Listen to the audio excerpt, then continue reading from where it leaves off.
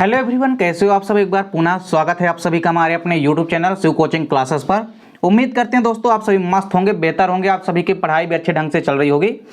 आज की इस वीडियो में हम देखेंगे class 12th biology NCERT chapter 6 दोस्तों हमारा चल रहा है, जो जैव विकास हमारा चैप्टर है। आज की इस वीडियो में हम देखेंगे डार्विनावाद क्या है, यानी डार्विनिज्म या डार्विनावाद से संबंधित जो भी प्रमुख तथ्य हैं उसको भी देखेंगे। साथ ही साथ जो डार्विन का प्राकृतिक वर्णवाद है वो भी हम आपको आज की इस वीडियो में पूरा का पूरा कवर कराने वाले हैं। तो चलिए सीधे वीडियो को स्टार्ट करते हैं। देखिए, डार्विनावाद से संबंधित सबसे पहले तो हम यहाँ पे थोड़ा डार्विन से संबंधित थोड़ा उनकी ब्रीफ हिस्ट्री, यानी कि डार्विन से संबंधित थोड़ा सा इनका हिस्ट्री या इतिहास देखते हैं। सबसे पहले यदि हम बात करते हैं चार्ल्स रॉबर्ट डार्विन की, तो ये एक महान जीव वैज्ञानिक थे। इन्होंने जीवों के विकास की विस्तृत व्याख्या जो है प्रस्तुत की तथा सर्वप्रथम इन्होंने बतलाया कि मनुष्य तथा बंदर के पूर्वज एक ही थे। देखिए, सबसे पहले इन्होंने ही बताया कि मानव और बंदर के जो पूर्वज थे ये एक ही प्रकार के थे। अब यहाँ पे देखिए, जो डार्विन थे इन्होंने 1831 में कैम्ब्रिज विश्वविद्यालय से स्नातक की डिग्री जो है प्राप्त की। जैसे ही स्नातक की डिग्री प्राप्त की उसी समय वे महान वनस्पति शास्त्री डॉक्टर हेंसले के संपर्क में आए। वहीं कैम्ब्रिज विश्वविद्यालय के एक वनस्पति शास्त्री थे जिनका नाम था क्या, हेंसले। तो ये उनके संपर्क में आए और ब्रिटिश सरकार की अनुमति से इन्होंने हेंसले के साथ विश्व सर्वेक्षण जहाज बीगल पर अपनी यात्रा प्रारंभ की। देखिए, कभी कभी आता है कि डार्विन ने जिस जहाज पर विश्व सर्वेक्षण की सैर की उस जहाज का नाम क्या था, तो बीगल। आपको याद रखना कि बीगल नामक जहाज पर उन्होंने ब्रिटिश सरकार की अनुमति के बाद हेंसले नामक जो कि वनस्पति शास्त्री थे उनके साथ इन्होंने विश्व सर्वेक्षण जहाज पर अपनी यात्रा प्रारंभ की और इन्होंने 5 सालों तक विश्व सर्वेक्षण किया और 5 सालों के बाद जा करके 2 अक्टूबर 1836 को डार्विन जो है विश्व सर्वेक्षण जहाज के द्वारा वापस लौटे। तो जा करके 5 सालों तक उन्होंने विश्व सर्वेक्षण जहाज पर भ्रमण किया और उसके बाद उन्होंने 2 अक्टूबर 1936 को विश्व सर्वेक्षण जहाज के द्वारा वे वापस लौटे। देखिए, यात्रा के दौरान क्या हुआ कि यात्रा के दौरान उन्होंने कई सारे जीव जंतुओं को देखे, साथ ही साथ उन्होंने कई सारे जीवाश्मों को भी देखा और उन जीवाश्मों को एकत्रित भी किया। और इन्होंने जो भी देखा, तो इन्होंने 5 साल का जो विश्व सर्वेक्षण किया उनमें इन्होंने जो भी जीव जंतुओं को देखा और जो भी जीवाश्म देखा उनको क्या किया, एकत्रित भी किया। और इन्होंने अपनी जो यात्रा वृत्तांत, मतलब ये जो 5 सालों का उनका जो विश्व सर्वेक्षण हुआ, इनमें उन्होंने जो भी जैव विकास से संबंधित तथ्य देखे या जो भी जीव जंतुओं से संबंधित तथ्य निकाले, उस यात्रा का जो वृत्तांत है उन्होंने एक पुस्तक पर लिखा, जो कि पुस्तक का नाम है एक प्रकृति विज्ञानी की समुद्र द्वारा विश्व की सैर। तो एक प्रकृति विज्ञानी की समुद्र द्वारा विश्व की सैर जो पुस्तक है, इसमें उन्होंने पूरा का पूरा जो 5 साल तक बीगल जहाज में विश्व सर्वेक्षण किया, तो पूरा का पूरा यात्रा वृत्तांत जो है उन्होंने इस पुस्तक पर प्रकाशित किया। इसके बाद देखिए, इसकी व्याख्या करने के लिए उन्होंने एक सिद्धांत दिया जिसे हम क्या कहते हैं, डार्विनावाद कहते हैं। तो ये थोड़ा डार्विन से संबंधित ब्रीफ हिस्ट्री थी कि डार्विन जो है ये 1831 में इन्होंने स्नातक की उपाधि जो है, स्नातक की डिग्री जो है प्राप्त की।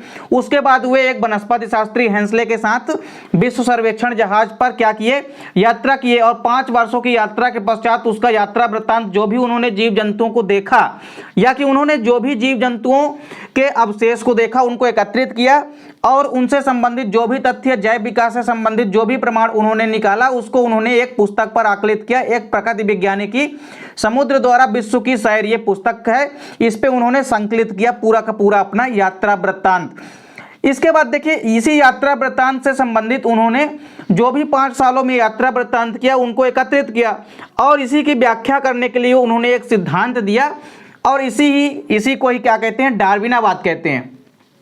देखिए, बेसिकली जो डार्विन का सिद्धांत है तो डार्विनावाद या प्राकृतिक वर्णवाद के सिद्धांत के नाम से जाना जाता है। देखिए, तो यहाँ पे अब हम देखते हैं कि डार्विन का सिद्धांत यानी कि डार्विनावाद या डार्विन का जो प्राकृतिक वर्णवाद है ये सिद्धांत है क्या एक्चुअल में। तो देखिए, डार्विन ने विकास से संबंधित जो भी मत दिया उसको हम क्या कहते हैं, डार्विनावाद या डार्विन का प्राकृतिक वर्णवाद कहते हैं। तो यदि कोई पूछे डार्विन का नियम, डार्विन का जो सिद्धांत है वो क्या है, तो डार्विन ने प्राकृतिक वर्णवाद का सिद्धांत दिया था। कई बार आपके ऑब्जेक्टिव में पूछा जाता है कि प्राकृतिक वर्णवाद का सिद्धांत किसने दिया था, तो आपको याद रखना है कि डार्विन ने दिया था। तो देखिए डार्विन को प्राकृतिक वर्णवाद इन्होंने सिद्धांत दिया। इनके अनुसार देखिए वे जीव जो अपने आप को वातावरण के अनुकूल बना पाते हैं वे ही आगे चल करके जीवन यापन कर पाते हैं। या सबसे पहले तो हम ये समझें कि इनके अनुसार वे सभी जीव जो अपने आप को वातावरण के अनुकूल नहीं बना पाते हैं वे या तो नष्ट हो जाते हैं अथवा प्रकृति ही उन्हें क्या कर देती है, नष्ट कर देती है। तो देखिए डार्विन ने अपने प्राकृतिक वर्णवाद में क्या कहा कि जीव जंतुओं पर प्राकृतिक का यानी कि वातावरण का प्रभाव पड़ता है। अब वातावरण के अनुकूल यदि कोई भी जीव अपने आप को ढाल नहीं पाता है, मतलब वातावरण के अनुकूल कोई जीव अपने आप को यदि नहीं बना पाता है तो वो कालांतर में नष्ट हो जाते हैं, यानी कि वे नष्ट हो जाएंगे। साथ ही साथ यदि वे नष्ट नहीं होते हैं तो प्रकृति उन्हें क्या कर देती है, नष्ट कर देती है। इसके विपरीत यदि हम ऐसे बात करें कि यदि कोई मान लीजिए ऐसे जीव हैं जो कि वातावरण के अनुकूल अपने आप को बना लेते हैं, तो ऐसे जीव जो कि अनुकूलन वाले जीव ही अनुकूलित होकर के नए जीवों को पैदा करते हैं। देखिए तो ऐसे जीव जो कि अपने आप को वातावरण के अनुकूल नहीं बना पाते हैं वे या तो नष्ट हो जाते हैं या तो प्रकृति उन्हें नष्ट कर देती है। तो डार्विन ने अपने प्राकृतिक वर्णवाद के सिद्धांत पे क्या कहा कि प्रकृति का इफेक्ट पड़ता है। कोई भी यदि जीव है तो उसमें वातावरण का प्रभाव पड़ता है। यदि कोई जीव वातावरण के अनुसार अपने आप को अनुकूल बना लेता है तो वह जीवन यापन कर सकेंगे और वही जीव आगे जीवित रह पाते हैं और वही जीव आगे चल करके नई जातियों को उत्पन्न करते हैं। और इसके विपरीत ऐसे जीव जो कि अनुकूल नहीं बना पाते हैं वातावरण के अनुसार अपने आप को, वे पृथ्वी पर क्या हो जाते हैं, धीरे धीरे से समाप्त हो जाते हैं। इस प्रकार डार्विन ने न केवल जैव विकास का वास्तविक अर्थ समझाया बल्कि यह भी बताया कि पृथ्वी पर जो जीव जातियों का विकास है वो किस प्रकार से हुआ।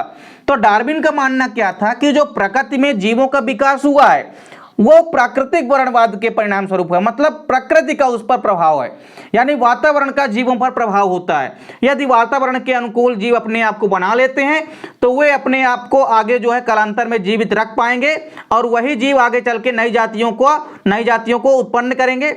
और इसके विपरीत जो जीव अपने आप को वातावरण के अनुकूल नहीं बना पाएंगे वे कालांतर में क्या हो जाएंगे, निष्क्रिय हो जाते हैं और नष्ट हो जाते हैं। तो इस प्रकार से आपको समझ में आ गया होगा कि जो डार्विनावाद है वो बेसिकली प्राकृतिक वर्ण पर आधारित है, मतलब प्रकृति का विशेष महत्व होता है जीवों के ऊपर। देखिए डार्विनावाद से संबंधित जो है कई सारे तथ्य हैं, यानी हम ये कह सकते हैं कि ये जो डार्विनावाद है निम्न तथ्यों पर आधारित है। देखिए इसके कुछ प्रमुख तथ्य यहाँ पर दिए गए हैं, इनको आपको अच्छे से तैयार करना है और अच्छे से इनको समझना है। देखिए पहला क्या है, प्रजनन दर का उच्च होना, या हम ये कह सकते हैं कि अति उत्पादन क्षमता। देखिए अति उत्पादन क्षमता जैसा कि नाम से ही स्पष्ट है कि जीवधारियों में संतान उत्पन्न करने की जो क्षमता होती है वो अत्यधिक होती है। तो कोई भी जीवधारी हैं इनमें संतान उत्पत्ति की अत्यधिक क्षमता होती है। ऐसा किसका मानना था, तो ये डार्विन के प्राकृतिक वर्णवाद में डार्विन का मानना था कि कोई भी यदि जीवधारी हैं उनमें संतान उत्पन्न करने की अत्यधिक क्षमता होती है। देखिए कुछ जीवों में तो इतनी भी क्षमता होती है कि वो करोड़ों की संख्या में नए जीवों को उत्पन्न करते हैं, परंतु वातावरण में परिवर्तन के कारण एवं रोग के कारण, भोजन, जल व वायु आदि के लिए प्रतियोगिता के कारण इनकी संख्या जो है सीमित बनी रहती है।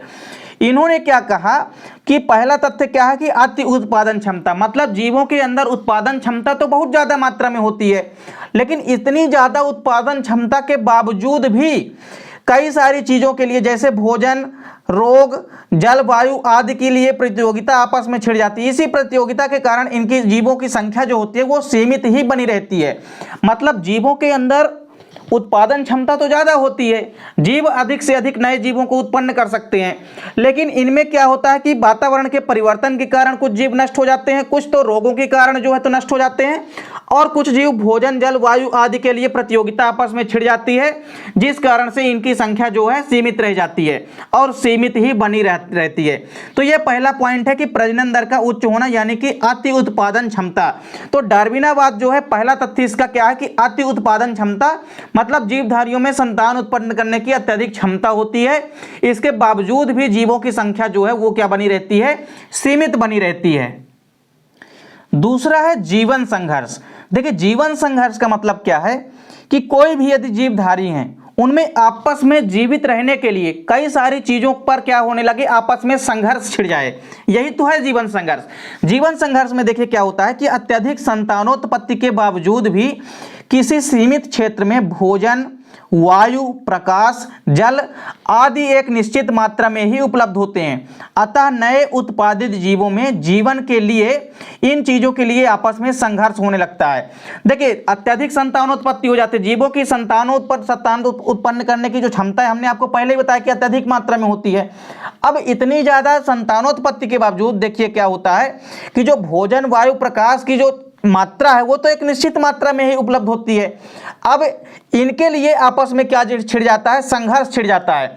और जो जीव आपस में इस संघर्ष में जीत जाते हैं वही जीव जो है आगे कालांतर में जीवित रह पाते हैं, और जो जीव जीवन संघर्ष में नहीं जीत पाते हैं वो जीव क्या हो जाते हैं, निष्क्रिय हो जाते हैं, यानी कि नष्ट हो जाते हैं। तो जीवन संघर्ष का मतलब क्या है कि जीवों की इतनी ज्यादा मात्रा में संतानोत्पत्ति हो जाती है, उसके बावजूद जीवों में क्या होता है कि भोजन के लिए, वायु, प्रकाश तथा जल आदि के लिए, क्योंकि इनकी मात्रा तो निश्चित होती है, लेकिन इतनी ज्यादा मात्रा में जीवों की संख्या हो जाती है कि आपस में ही उनमें जो है जीवन संघर्ष छिड़ जाता है भोजन के लिए या कि वायु, जल के लिए।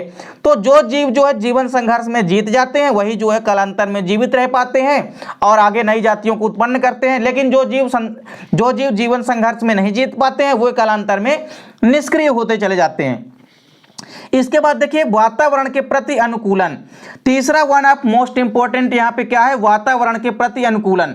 तो देखिए तीसरा पॉइंट क्या है कि वातावरण जो है निरंतर परिवर्तनशील होता है। कोई भी यदि इन्वायरमेंट है इसका काम ही है परिवर्तनशील होना, मतलब लगातार इसमें परिवर्तन होता रहता है वातावरण में। तो देखिए इस परिवर्तन के अनुकूल या अनुरूप जो जीव अपने आप को योग्य नहीं बना पाता है उसमें विकृतियां जन्म लेने लगती है और वह जीव क्या हो जाते हैं, नष्ट हो जाते हैं। जबकि वे जीव जो अपने आप को प्रकृति के अनुरूप बना लेते हैं वह जीव ही जीवित रह पाते हैं आगे। तो वातावरण के प्रति अनुकूलन का मतलब है कि ये जो प्राकृतिक वर्णवाद है डार्विन का, यह वातावरण के प्रति अनुकूलन पर भी लागू होता है। मतलब इस सिद्धांत या इस तथ्य पर भी आधारित है कि वातावरण में जीवों का प्रभाव पड़ता है। यानी कोई भी जीव जो है यदि वातावरण के अनुसार या वातावरण के अनुरूप अपने आप को ढाल लेता है तो वही जीव आगे कालांतर में जीवित रह पाते हैं, और जो जीव वातावरण के अनुसार अपने आप को नहीं बना पाते हैं वे कालांतर में उनमें विकृतियां उत्पन्न हो जाती है और वे धीरे धीरे करके नष्ट हो जाते हैं। तो वातावरण के प्रति आपको अनुकूलन समझ में आ गया होगा कि यदि वातावरण के प्रति अनुकूलन बना लेता है जीव, अपने आप को अनुकूलित बना लेता है, तो वही जीव आगे जीवित रह पाते हैं। चलिए एक आखिरी पॉइंट क्या है कि नई जातियों की उत्पत्ति। देखिए डार्विन का मानना यह भी है कि नई जातियों की उत्पत्ति भी होती है। तो डार्विन का मानना क्या है कि नई जातियों की जो उत्पत्ति होती है, तो डार्विन के अनुसार देखिए क्या होता है कि वातावरण के प्रति अनुकूलन से पैदा हुई जो विभिन्नता होती है, क्योंकि वातावरण निरंतर परिवर्तनशील है, अब वातावरण में परिवर्तन के परिणाम स्वरूप अनुकूलन पैदा होता है। अब अनुकूलन होगा तो अनुकूलन से विभिन्नता तो पैदा होती ही है। तो जब विभिन्नता पैदा होगी तो धीरे धीरे ये जो विभिन्नता है ये पीढ़ी दर पीढ़ी एकत्रित होती जाती है, जिससे कि एक जाति के जीव जो है अपने पूर्वजों से भिन्न होते जाते हैं, और धीरे धीरे विभिन्नताएं या भिन्नताएं इतनी ज्यादा मात्रा में बढ़ जाती है कि ये नए जीव जो हैं एक अलग जाति के रूप में बदल जाते हैं। तो नई जातियों की इस प्रकार से उत्पत्ति भी होती है, ऐसा डार्विन ने बताया। तो डार्विन के प्राकृतिक वर्णवाद जो है निम्न तथ्यों पर आधारित है, या आप ये कह सकते हैं कि जो डार्विनावाद है तो डार्विनावाद निम्न तथ्यों पर आधारित है। देखिए सबसे पहले हमने आपको क्या बताया कि डार्विनावाद क्या है एक्चुअल में। तो डार्विन ने क्या किया कि 5 वर्षों तक क्या किया, बीगल नामक विश्व सर्वेक्षण जहाज में उन्होंने यात्रा किया और अपनी पूरी की पूरी जो यात्रा वृत्तांत है उसको एक बुक यानी कि एक प्रकृति विज्ञानी की समुद्र द्वारा विश्व की सैर, ये उस पुस्तक में उन्होंने क्या किया, संकलित कर दिया। और फिर उसके बाद उन्होंने एक सिद्धांत दिया जिसे हम डार्विनावाद कहते हैं या प्राकृतिक वर्णवाद कहते हैं डार्विन का। तो डार्विन का जो प्राकृतिक वर्णवाद है उस पर प्रकृति का बहुत बड़ा प्रभाव पड़ता है जीवों के ऊपर। तो कोई भी जीव यदि प्रकृति के अनुसार या अनुरूप अपने आप को यदि ढाल लेता है तो वही आगे कालांतर में जीवित रह पाते हैं। इसके विपरीत ऐसे जीव जो कि अपने आप को वातावरण के अनुकूल नहीं बना पाते हैं वे निष्क्रिय हो जाते हैं, यानी कि नष्ट होते चले जाते हैं। तो इस प्रकार से आपने देखा कि जो डार्विनावाद है यह निम्न तथ्यों पर आधारित है। तो उम्मीद करता हूं दोस्तों वीडियो पसंद आई होगी। मिलते हैं दोस्तों नेक्स्ट वीडियो में, तब तक के लिए जय हिंद, वंदे मातरम।